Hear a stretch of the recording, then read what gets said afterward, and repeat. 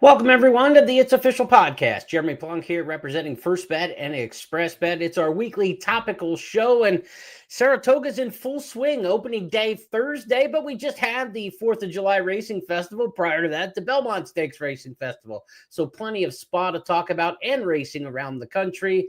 Let's get into our first of 5 hot topics on the board this week. As we do each and every week, Jeff Siegel instituted this the beginning of 2025. It's this week's Goosebump Award. Which performance got us out of our chair, got us excited, got the hair standing up on our arms? Well, we're going to take you to Iowa for the Iowa Derby. And Magnitude, the winner of the Risen Star, he was back in really fine fettle.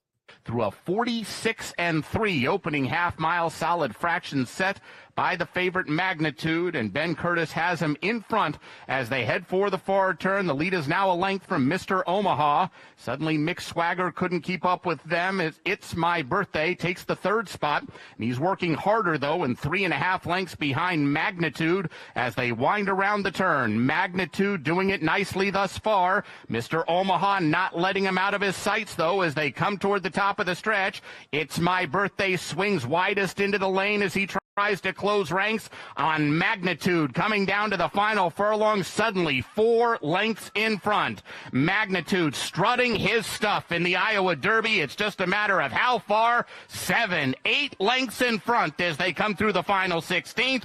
It is Magnitude, and he was ready to roll.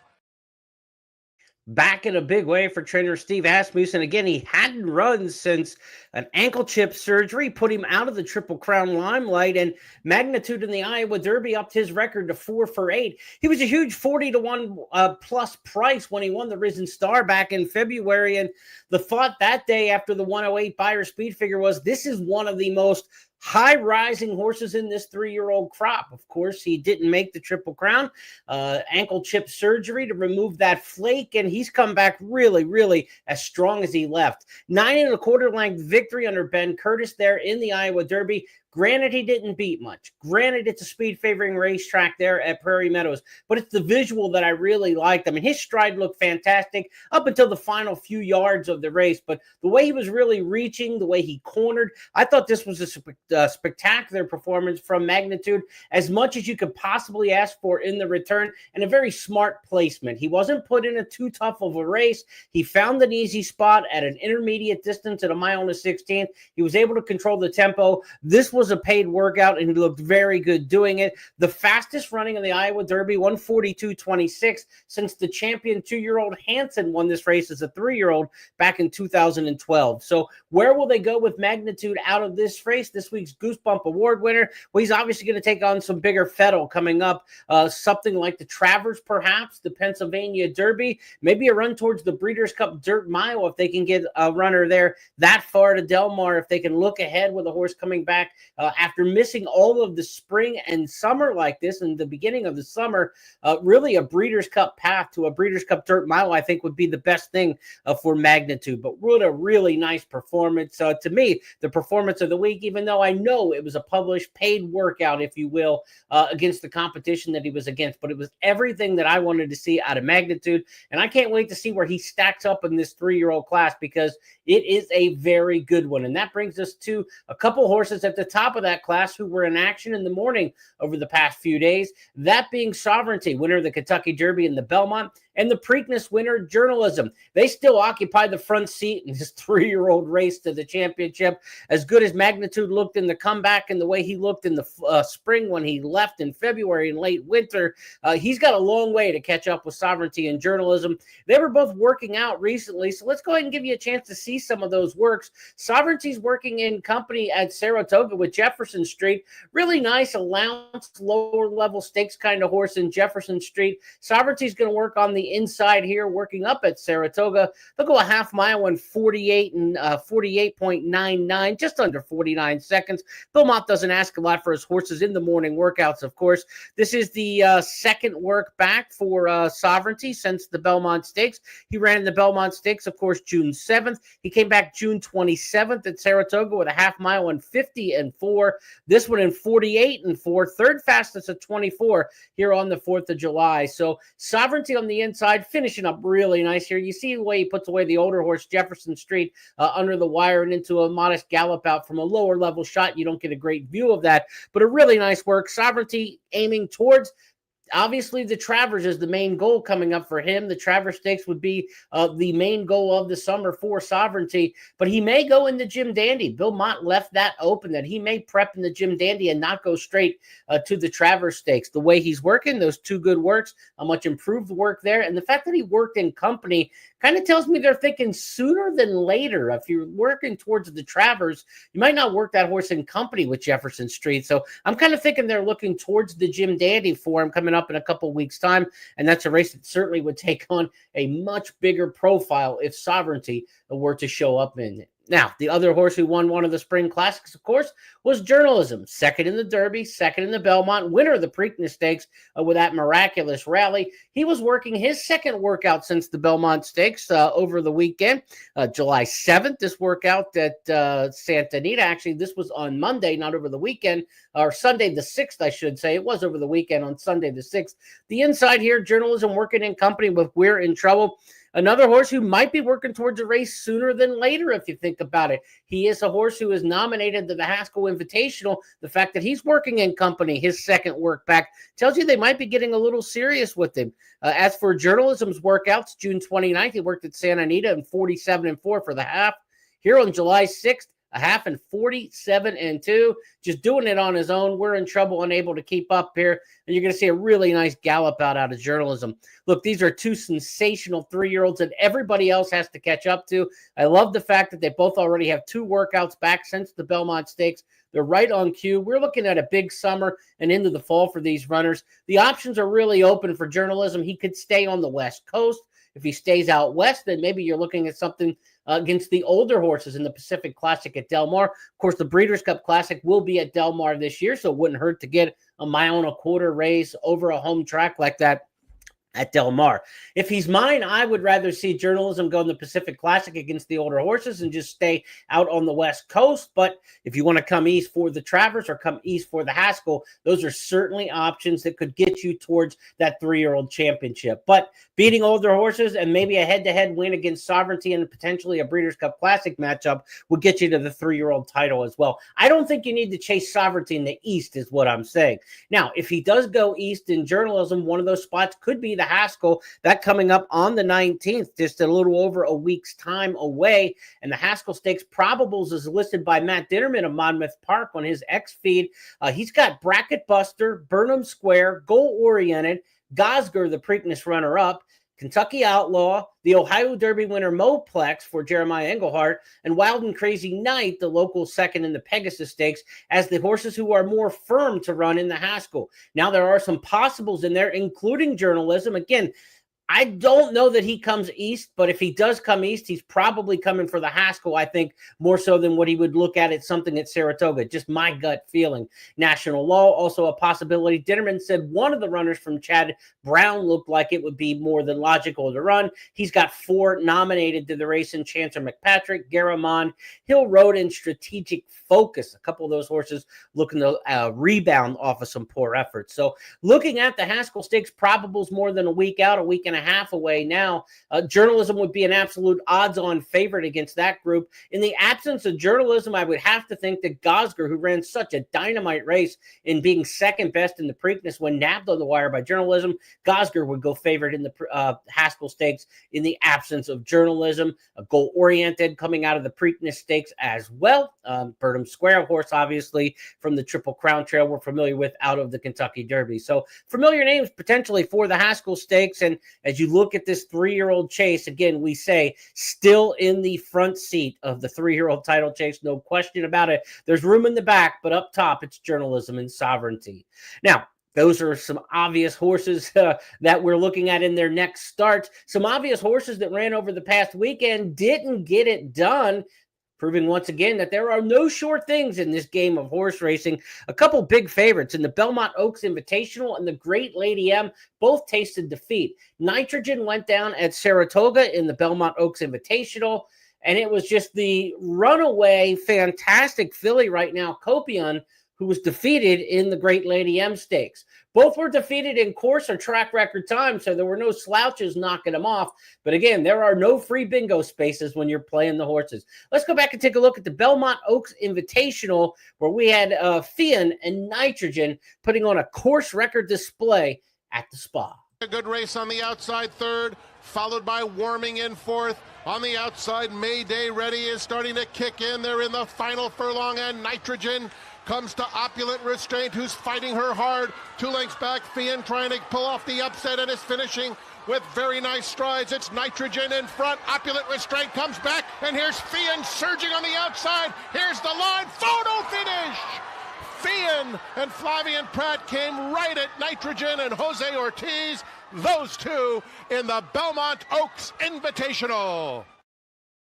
Fantastic finish in there. Now, in the Appalachian Stakes this spring, it was Nitrogen and Keeneland getting the best of Fian, but neither one of these horses have anything to slough in their records. 5 straight wins going into this race for Nitrogen. She's now won 5 of her last 6. As for Fian, she was 4 of her last 5, the only defeat coming at the hooves of Nitrogen in that race at Keeneland in the Appalachian Stakes. So she's now won 5 of her last 6. Nitrogen's won 5 of their last 6. Will we see them again match up at Saratoga? Hopefully so at some point, because of that nose finish course record time. I mean, fantastic performance in there. They went the mile and a mile and an eighth at Saratoga in the Belmont Oaks Invitational in 1:44.84. Just a phenomenally fast time. That course was putting up some fast times over the course of that 4th of July Racing Festival, but nonetheless, 2 really good fillies threw it down. You can see how they went fast. Maybe not that fast. The course conditions certainly had something to do with it, but a fantastic performance. We may not see them rematch again on the turf, though, anytime soon, because the plan for Nitrogen may go to the Alabama on the dirt coming up next at 1.25 miles. She's by Medaglia d'Oro. So many great 3-year-old fillies by Medaglia d'Oro over the years. Rachel Alexandra at the top of that list, of course. Nitrogen, she won the Wonder Again Stakes off the turf during the Belmont Stakes Racing Festival at Saratoga. We know she likes the main track there. We know she likes the turf at Saratoga as well. This was a really good effort, second beat and a nose in this spot. So Nitrogen, maybe she heads to the Alabama. Fian, we expect to see her throughout the 3-year-old filly series at Saratoga this summer. Hopefully they rematch again somewhere down the road. Maybe we'll see them in the Queen Elizabeth II Challenge Cup this fall at Keeneland, a Grade 1 race for the 3-year-old fillies a little bit later in the season as well. But a fantastic performance, just didn't finish the way the public thought. Nitrogen, heavily favored odds on, defeated in that one. Now, Copian, coming off of her big victory in the Derby City Distaff at Churchill Downs on Kentucky Derby weekend, was a heavy favorite in the Great Lady M Stakes this weekend at Los Alamitos. But one of the fillies she went up against was last year's winner of this race, the Great Lady M, that being Sweet Azteca. She is absolutely no slouch, but she hadn't run since last October. She had changed barns from Michael McCarthy to the new trainer being Richie Baltus.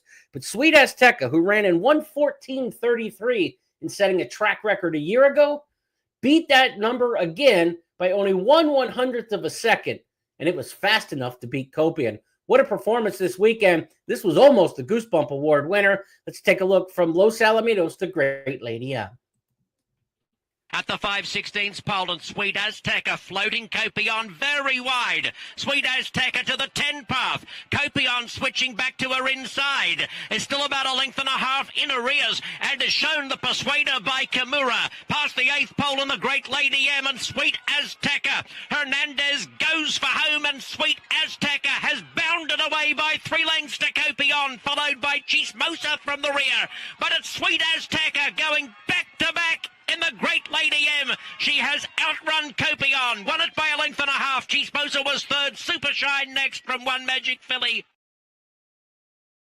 Now, good race riding, strong arm tactics there by Juan Hernandez going wide, trying to float the favorite wide. And then you have that super long stretch at Los Alamitos, far longer than what they're used to seeing at Del Mar, far longer than what they're used to seeing at Santa Anita, a different kind of ball game. So once they came off the turn, a horse who really likes that course, obviously winner of the Great Lady M last year. It was Sweet Azteca who had the edge coming off the bend, and she was just best.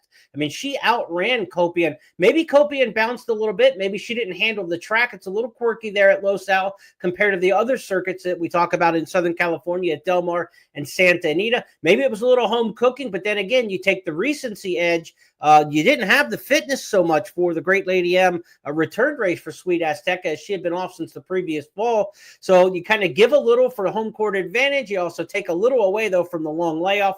We didn't know how she would react to the barn change to Richie Baltus. Well, she looked awfully, awfully good. Sweet Azteca and Copian, can't wait to see them again. Maybe we'll see them this summer at Del Mar, maybe in the fall at Santa Anita. Certainly, Breeders' Cup Filly and Mare Sprint, those are two, if not the two, top favorites as we look at things. Length and a half victory, again, 114.32, 1/100th of a second over the track record performance set last year, or under that track record performance. So back-to-back wins in the Great Lady M, back-to-back years setting the track record for 6.5 furlongs at Los Alamitos for Sweet Azteca. She's now 6 for 8 lifetime, and she won this race last year, but 5 lengths. It was a little tougher go this year, but she certainly kind of held that bay, Copian, through the lane in what was a really, really impressive performance. Let's go to our fourth topic this week on the big board as we talk about some 2-year-olds at Saratoga. The baby certainly delivered. We saw 2 of them on Saturday at the spa that you are absolutely going to want to put a ring around and watch these 2 moving forward. One in maiden company, one in stakes company. Let's start first with the maiden. That one was the Knicks Go filly or colt named Euing. Mark Casse trains this one. Check out this impressive debut. The public all over Euing. And Tartable, top of the stretch for Euing, cutting the corner professionally and opening up with authority. It's a 4-length lead now over She's on a Roll, Empire's King, and Tartable. You name one after the Hoya Destroyer and a first-round draft pick, 11-time All-Star. He better run, and a runner indeed. Euing by a block. Empire's King completes the exacta. Tartable was third. Every which way you want to see a horse win the debut. Just a special performance there by Euing. Mark Casse's got himself one that you're going to keep an eye on. Certainly in these Saratoga Stakes races coming up, the hopeful stakes at the end of the meet over 7/8 of a mile. Maybe a horse that they could stretch out in the Breeders' Futurity at Keeneland in the fall. Of course, Knicks Go won that Breeders' Futurity back in his 2-year-old season. So I wouldn't be surprised to see Euing as a horse that towards the Breeders' Cup, we get to see go long for the first time at Keeneland this fall in the Breeders' Futurity. Look, it's a modest downside pedigree. Knicks Go, we don't know enough yet as a stallion, obviously. Very young into his go as how good of a stallion he's going to be. This was only a $37,000 yearling, not expected a lot on pedigree.